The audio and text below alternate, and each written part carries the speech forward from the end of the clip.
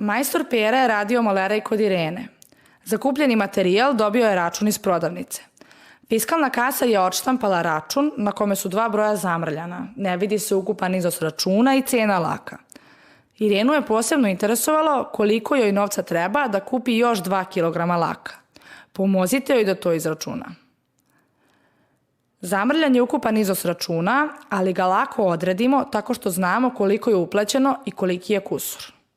Od uplaćenih 5000 dinara oduzmemo kusur 397 dinara i utvrdimo da je ukupan račun 4603 dinara.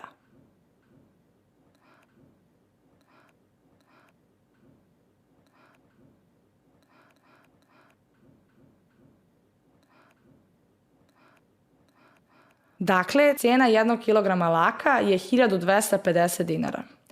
Za 2 kilograma laka Ireni treba 2 puta 1250 dinara, odnosno 2500 dinara.